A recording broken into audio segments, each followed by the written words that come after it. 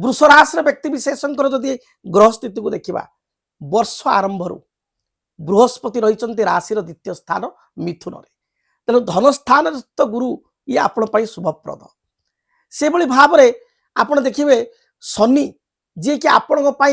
भाग्याधिपति कर्माधिपति कर्मफलदाता भाग्यर अधिपति सी एकादश लाभ स्थान अच्छा एवं राहु मध्य आपणकर राशि ठारू जो देखा दशम कर्मस्थान एवं केतु चतुर्थ स्थान में 25 नवेम्बर पर्यंत रे तेणु मोटामोटी जो देखा वृष राशि व्यक्ति इंग्राजी नववर्ष 2026 मसीहा अत्यंत शुभप्रद हम जहाँ भी बाधा विघ्न पूर्व चली दूरीभूत हो आपण पूर्व वर्ष परिश्रम कर फल पाई ना अनेक जगह अनेक अर्थ बकिया पड़ी कर्मर फल आपको मिलना ए वर्ष निश्चय मुझे कहि आपण कर्मर फल प्राप्ति करेंगे पारिवारिक जीवन सुखप्रद हो पिलामानकर उन्नतिमूलक कार्य हो सान पिला कुनी पिला माने जदि आपनकर थिबे ताले सेमानकर स्वास्थ्य जदि बाधा आसुओ ताले से स्वास्थ्य को बाधा दूरीभूत हो पिला माने आपनको कथा शुणिबे भल पाठ पढ़िबे कोनोसी कंपिटिशन बा कंपिटिटिव एग्जाम रे कृतकार्य हेबे जो माने ज्येष्ठ संतान नूतन कर्म प्राप्ति करेंगे उच्च विद्या अध्ययन पर विदेश यात्रा करेंगे तेणु मोटामोटी संतान क्षेत्र वृष राशि व्यक्ति बहुत भल रही विवाह व्रतादि मांगलिक कार्य नूतन गृह प्रवेश गृह प्रतिष्ठा भूमि क्रय जमी क्रय जानवाहन क्रयर पूर्ण जग रही वर्ष आरंभ जानुआरी ठारू एप्रिल मध्य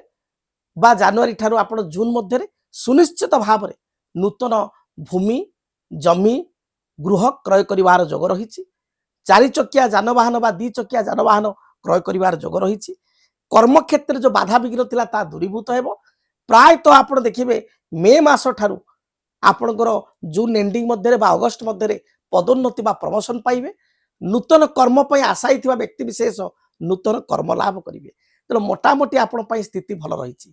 दाम्पत्य जीवन वैवाहिक जीवन बहुत सुखप्रद हेबो एपरिकी घरे जदि बढ़िला पुओ झील था